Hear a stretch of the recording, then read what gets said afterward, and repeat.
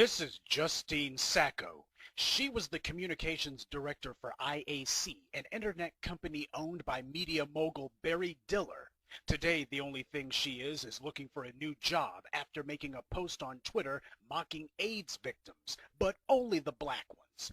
Now, ordinarily I do a mini bio about Sacco and her history of incendiary tweets, but this video isn't about that. It's about the now routine online defense strategy being used to protect her and the thoroughly inadequate response of black men to it. At first, the blatantly racist talking points were few and far between, but the last 10 years they've become commonplace. There's a large number of white people who gladly swarm any news piece, article, or video highlighting racism, and their strategy is simple. Deny something's racist by claiming that it's true, or claim it's a joke, or if all else fails, claim it's PC censorship. Black men have been slow to recognize or respond to this pattern of attack, and it's become more and more bold, to the point now where the kind of blatantly racist talking points that we saw being routinely posted on online message boards is now coming out of the mouths of TV news anchors. 91% of homicides on black Americans were committed by other blacks. Also, 14% of homicides on white Americans were committed by blacks. Twice as many as the other way around. So the truth is that black men are not being hunted down by whites. But the lie was not challenged by the national media. The point is not whether their talking points are true or not. The point is that when some act of racism is committed against black people, they've made it a point to dismiss it, justify it, or proudly praise it. That's the point. When somebody uses selective reporting of crime stats, you are supposed to strike back with an overwhelming counteroffensive. Remember, the old "these guys are the source of all crime" ploy is the exact same propaganda method the Nazis used against the Jews. Now, black men, take notes. This is how you fight back. This is the FBI website's crime statistics table for 2011. This is where the white supremacists have gotten the statistics that they use in their talking points. Let's examine the stats for arrests of persons under 18. The first thing that leapt out at me was that white arrests far outnumber black arrests in almost all categories. And this is just for offenders under 18. Want to know what a juvenile delinquent looks like? Here it is. But there were three categories where black arrests for persons under 18 actually outnumbered white ones: robbery, prostitution, and gambling. In other words, economic crimes. Other areas where white youths far outnumber black offenders are arson, weapons possession, vandalism, DWIs, offenses against family and children, drunkenness, and vagrancy. The pale males lead the league in crime in the under 18 category. Well, that's the kids. Let's move on to arrests for offenders over 18. The stats for gambling drops over 22% for blacks, while they almost triple for whites. Stolen property, the stats for whites increase, the ones for blacks decrease. Sex offenses, the numbers increase for whites and decrease for blacks. Same with arson as a violent crime and arson as a property crime. While crime of any sort by anyone is wrong in and of itself, we must realize that not everyone is equally to blame. There is a color of crime in the United States, but it isn't black. Crime itself is being used as a propaganda weapon of white supremacy to blame the victims and conceal the offenders.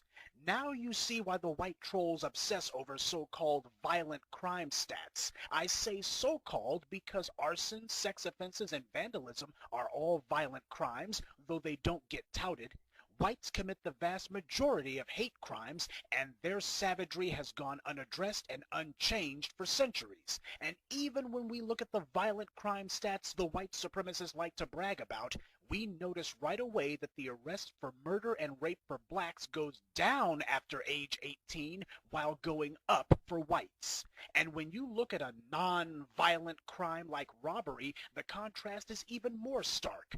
Robbery arrests by blacks drops from almost 70% for those under 18 to a little over 50% for those over 18.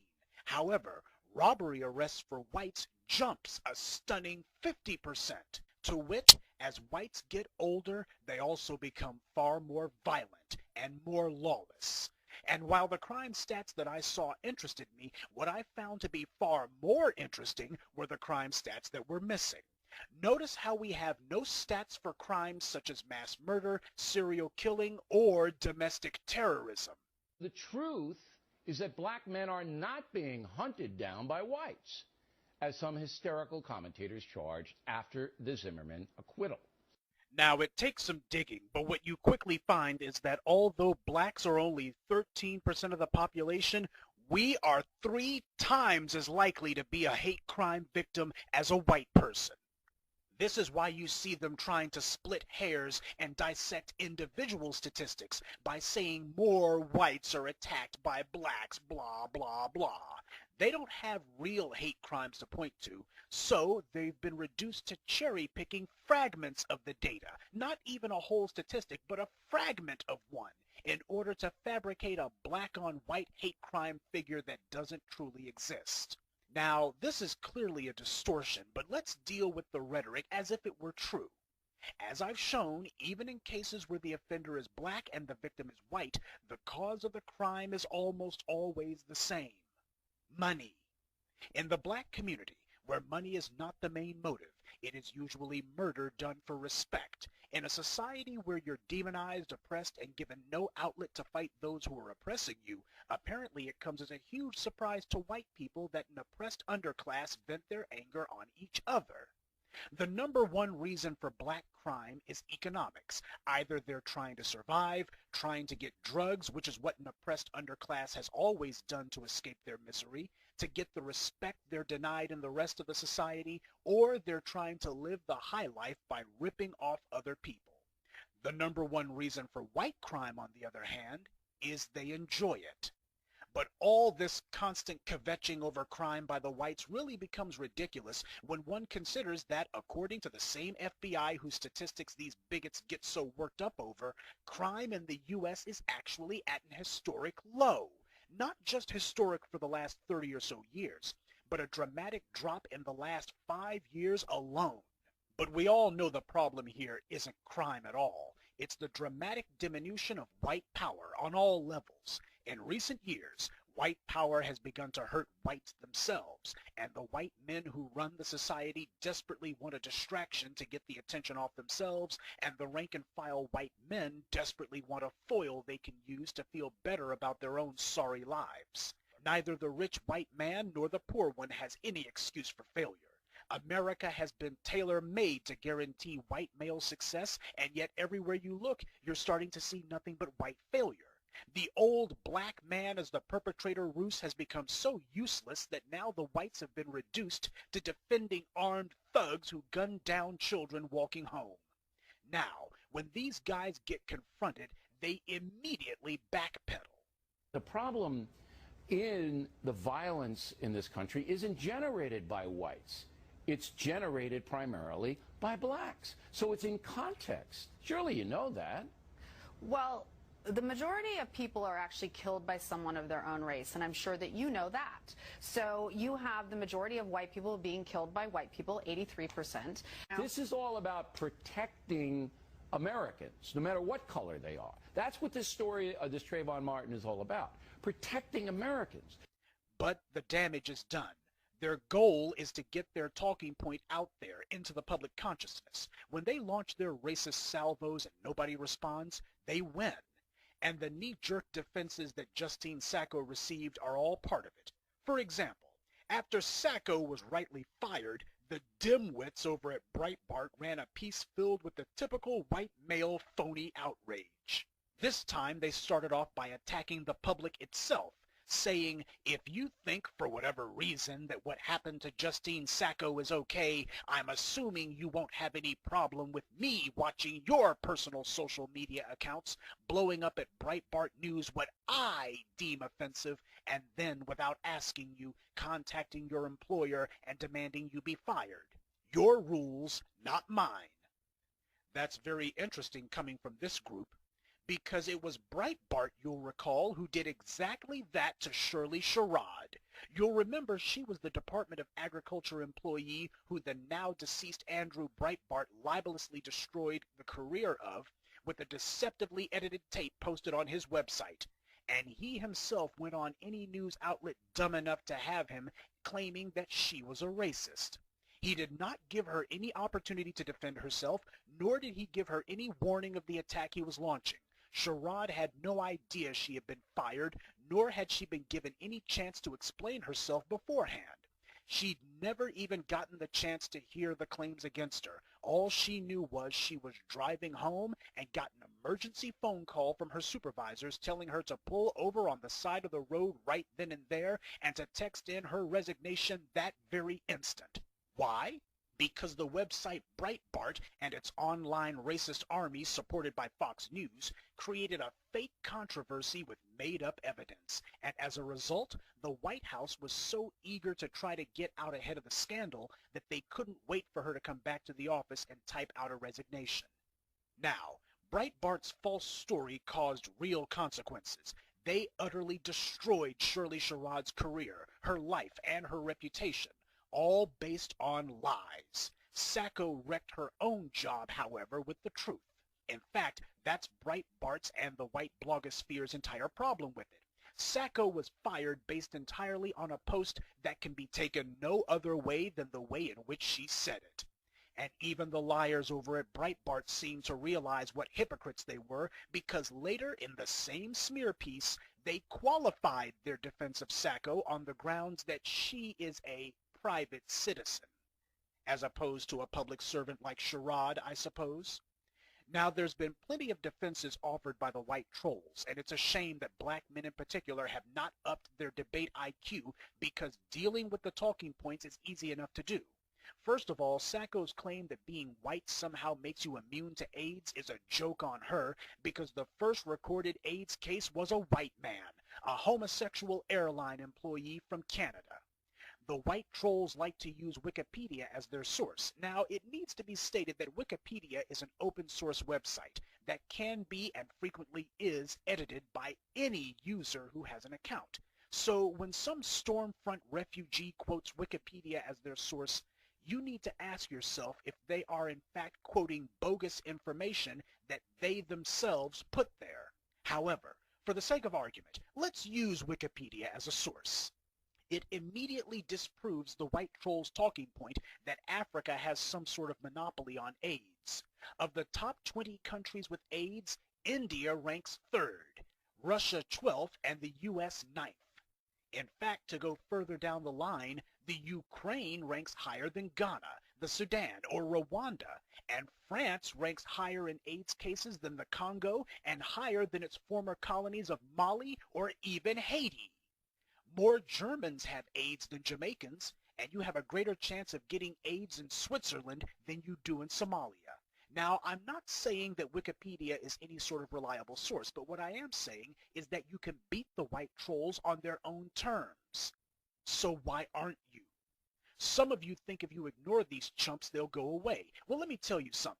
It is not harmless to allow these online bigots to keep attacking us. The reason why Trayvon Martin was lynched in the media is because black men didn't even try to mount a substantive media counteroffensive. We sat back and allowed the Stormfront roving racists and their broadcast allies to repeat their made-up statistics and twisted facts, and in doing so, we allowed them to forward a media narrative that George Zimmerman's own lawyers took into court and used to get a cold-blooded murderer off the hook. Even on forums where they can and do fabricate the data, white trolls are still proven wrong about their talking points. But this type of much-needed debunking is few and far between. Our enemies are beating us by default because we do nothing but watch. Black men, when are you going to realize you're in a war?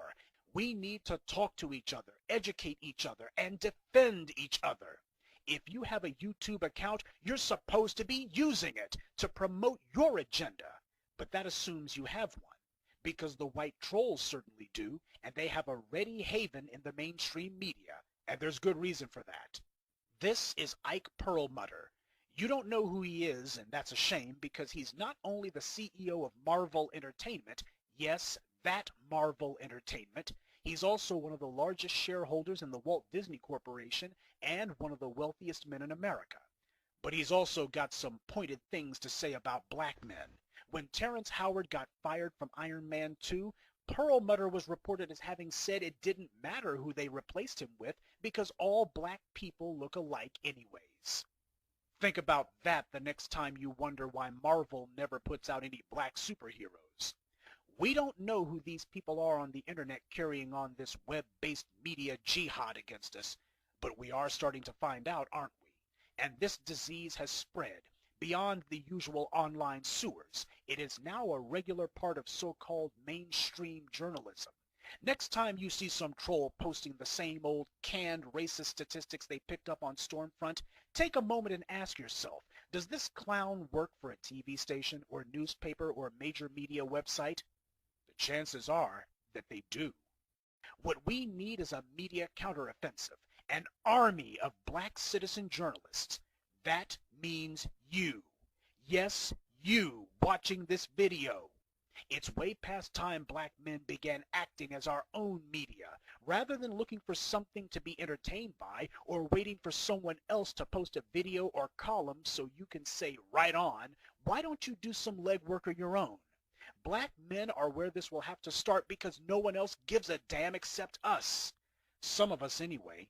Stop waiting for someone else to speak up for you, because any man who wants someone else to do his talking for him doesn't deserve to be heard.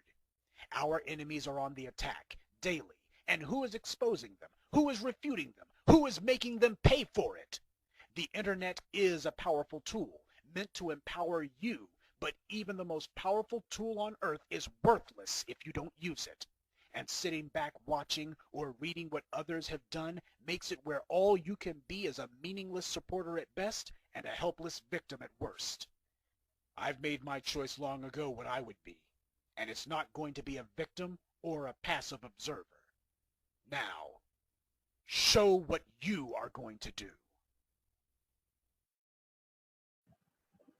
Hey guys, so I'm coming on here because I want to go over some of the crime statistics. I get quite a bit of comments from people, white trolls mostly, that are spewing out, you know, black people have the highest percentage of crime, and they commit most of the violence. Crime by nature, they're very violent.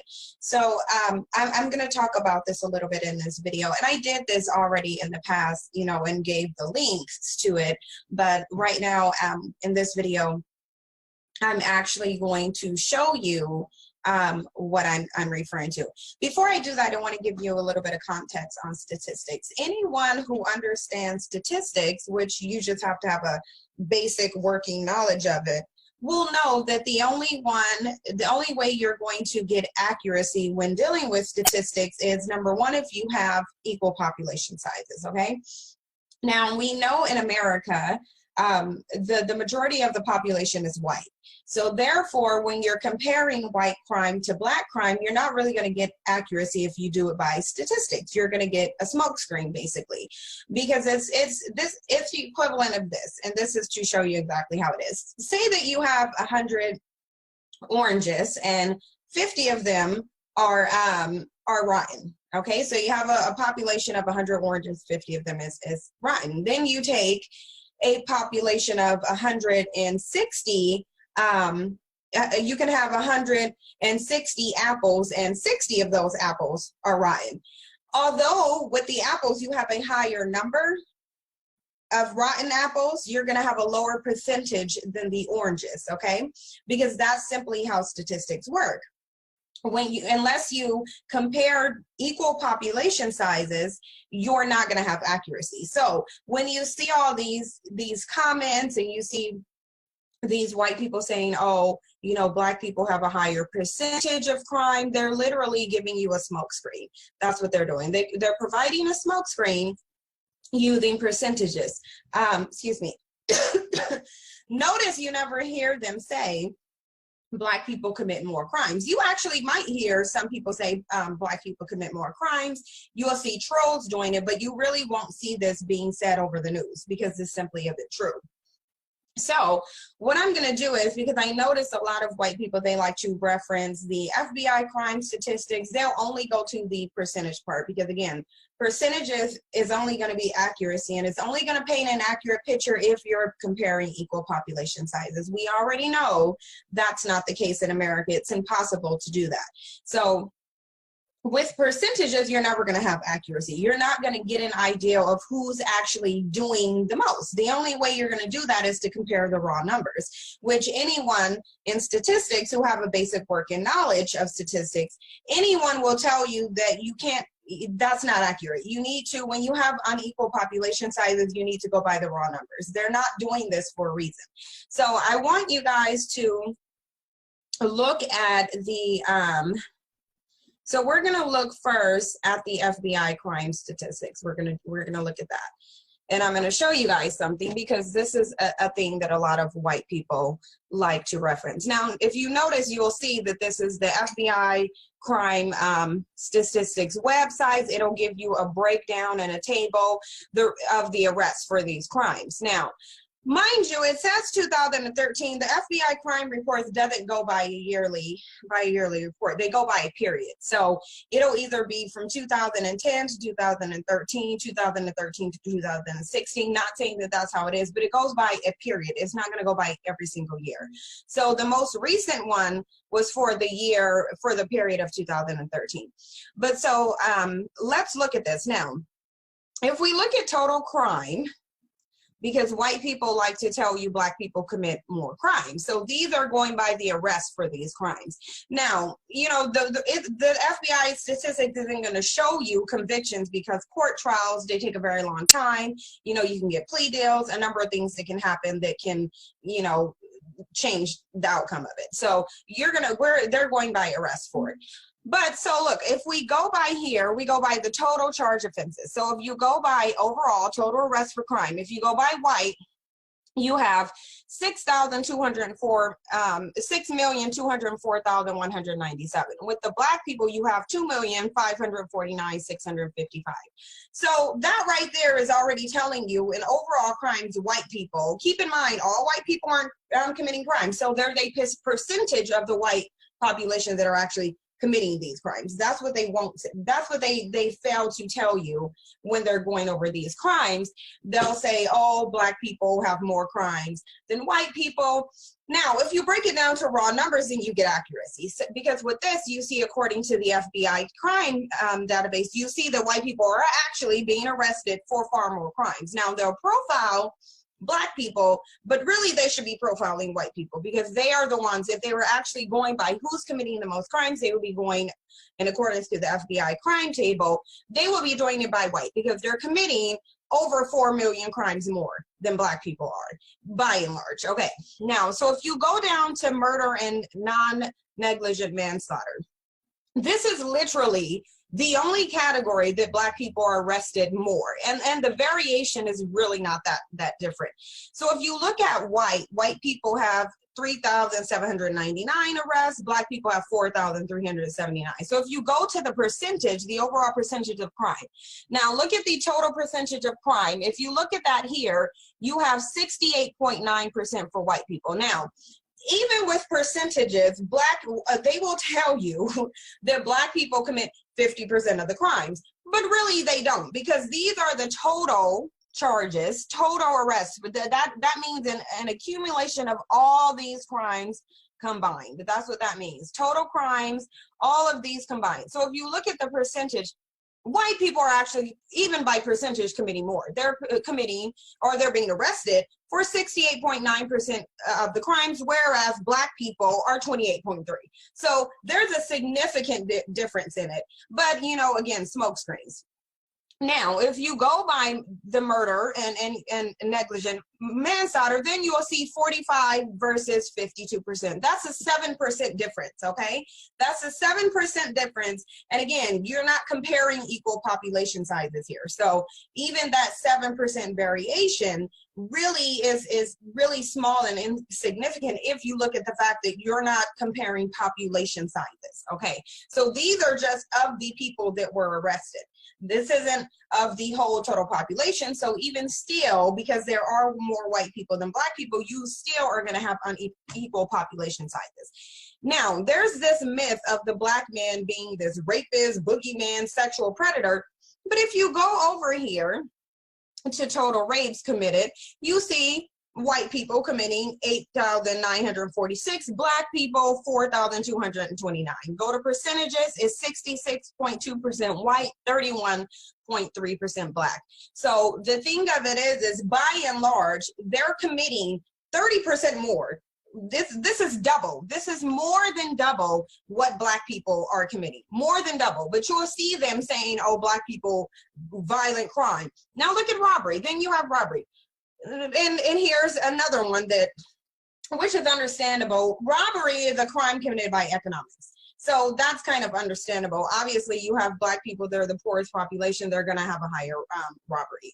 Obviously, anyone can look up and find out robbery is really a crime. I mean, you can go into a store and steal some cigarillos and run and leave and the cop catch you, that's considered robbery. So anyway, this is still marginal. If you look at this, for white 41%, black 56%. So it's not really that, it's a little over 10% more. But again, understandable because that's an economic crime. White people have the wealth, so technically they really shouldn't have any robbery crimes if you look at it. Now look at aggravated assault.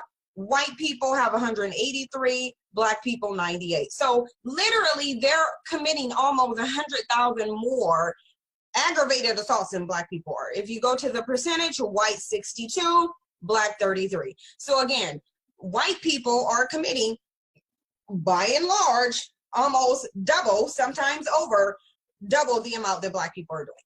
Go to burglary, same thing, 136,990. 61,000 for black people. So the percentages end up 67.5 versus 30.4, which is black people. So you see the common theme. It's the same with larceny and theft. Look at the numbers of theirs. Look at the percentage. White people 68.3, black 28.7. Look at motor vehicle theft. Go down here, 34 white, 15,000 black, 66 versus 30. So if you look at the common theme of it, white people are committing double the crimes that black people are committing. Now look at violent crime, because this is what they really like to say, violent crime.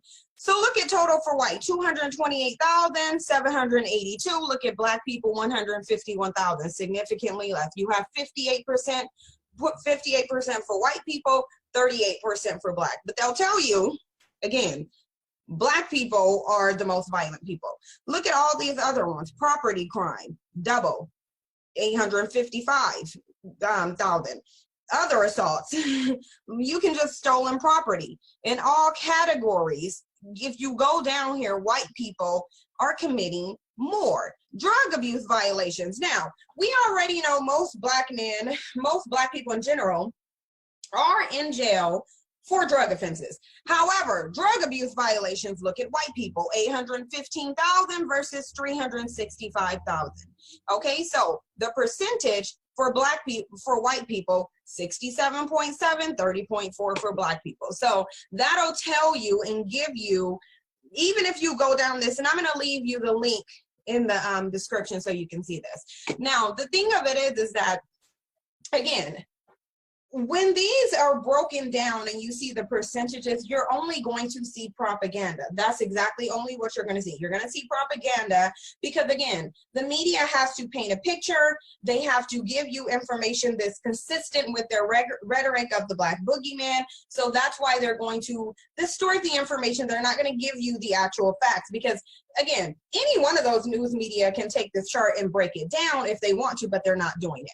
So now let's look at the Department of Justice statistics, because a lot of white people like to go by this too. They like to really go by, oh, the Department of Justice crime statistics. Now, so let's look at, because the white people will tell you, oh, black people are committing more crimes against white people than anything, they're really violent. So look at the race of the victim. So for white people, if you go by white people, 56% of white people are victimizing other white people. Look at the race of the offender, race of the victim. White on white crime between them, 56%. Look at the rate of race of the offender, 13.7. against white people. Okay, so black people are not committing crimes against white people. They're just not doing it. If you look at the black one, black people, 10.4% of them now is committing crimes, and that's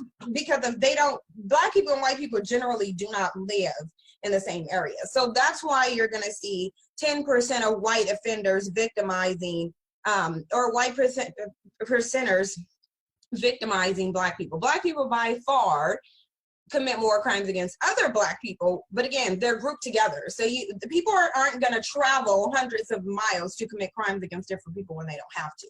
So that's what you have to understand with that.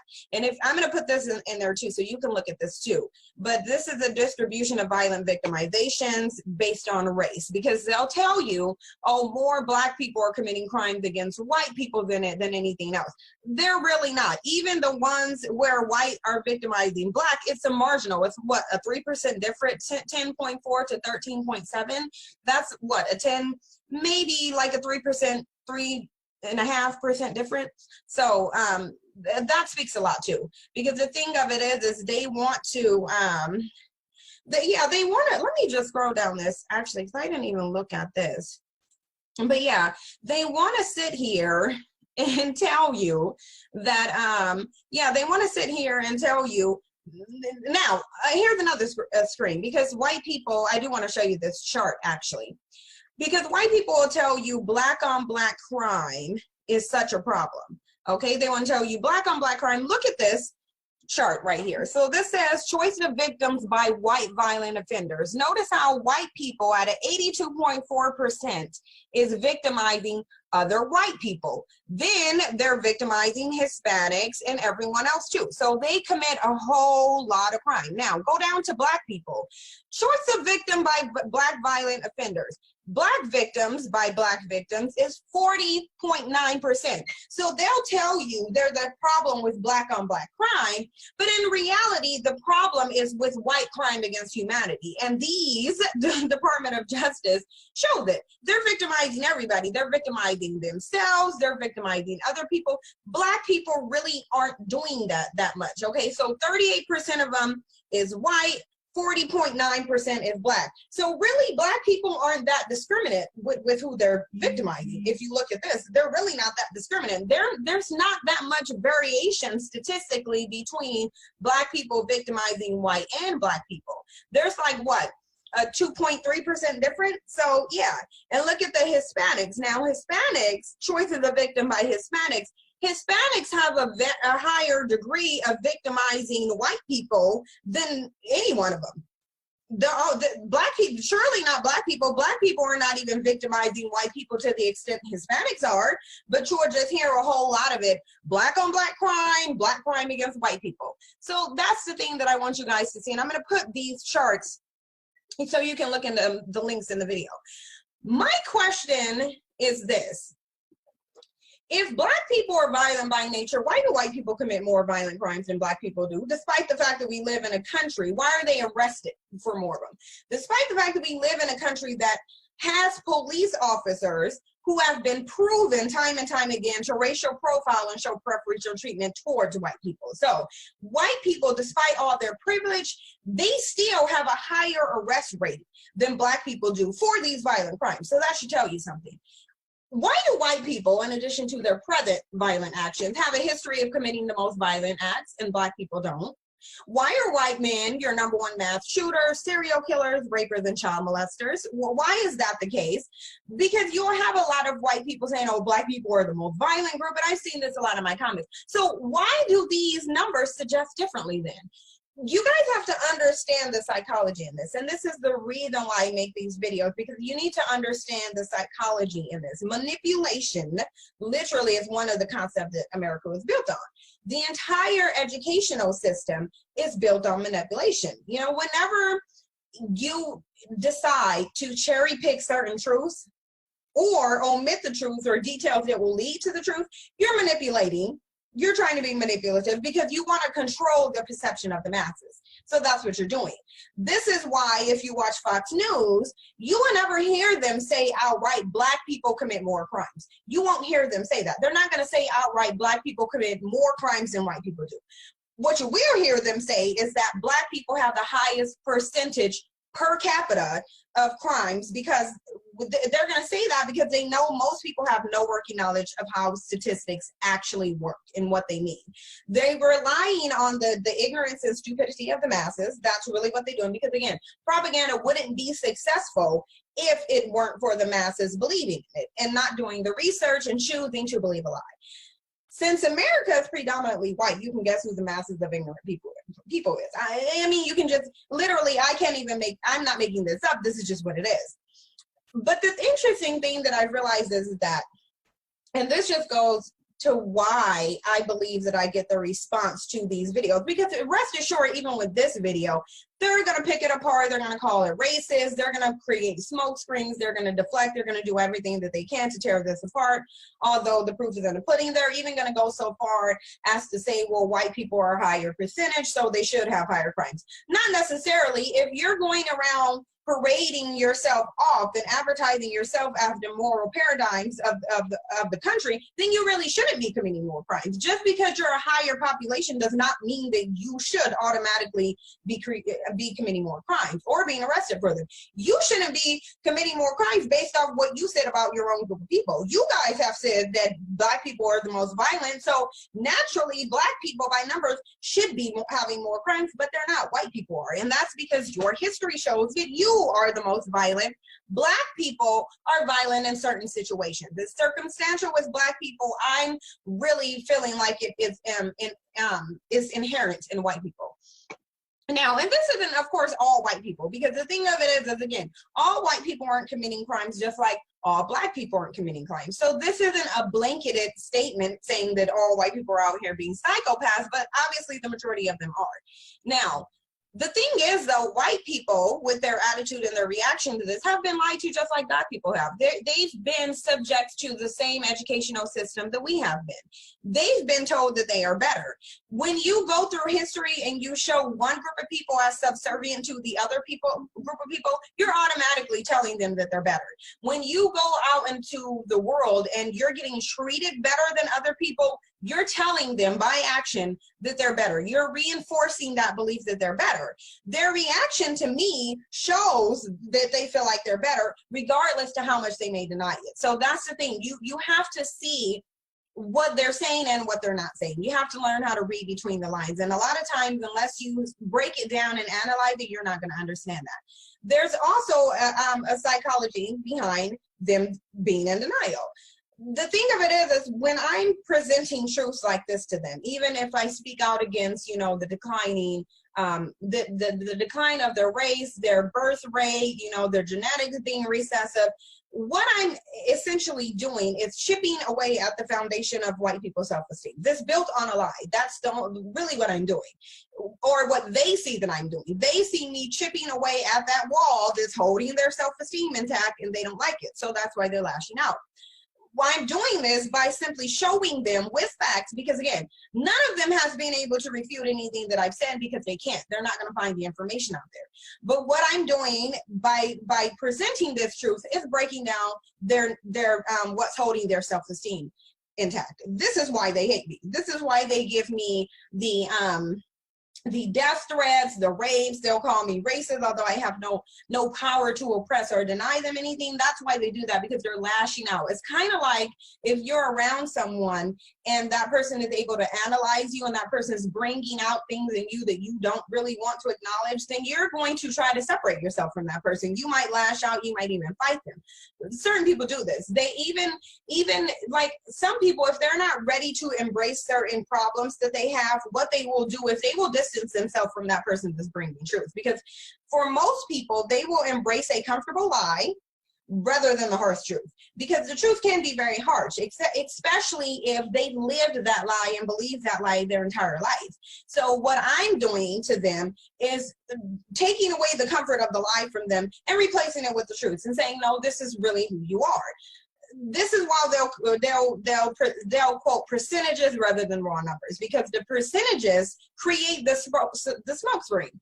The percentages reinforces the lie that they want to believe. So they want to believe that Black people are more violent than white people. So therefore, they're going to stick to percentages. Because if you stick to the percentages, because you have unequal population sizes, Black people's percentages, unless they're not committing any crimes, is going to be higher than white people's, because you have a very small 13% being compared to 80%. So you're never going to have that. So what they're going to do is they're going to stick to percentages and per capita because it supports and reinforces that lie they want to believe. They're doing this to be manipulative too, because in order for them to believe that they're better, you have to believe that they're better too. So you have to believe that you're worse than them so that they can feel that they're better, because then you need to act out that inferiority. So they can't just say that you're inferior. You have to believe it and you have to act on it. And so that's why they throw out percentages rather than raw numbers, because the raw numbers are going to show you the truth. The percentages isn't, because they're, again, population sizes. So they simply just don't want to face the reality of what they are, and I'm going to keep putting that truth in there to them. I'm going to continue to expose the truth because they need to know who they are. They want to sit here and pathologize Black people. They want to sit here and create lies and smoke screens about Black people. So I'm going to present the truth to you with actual facts. Like, comment, and subscribe, and share the video.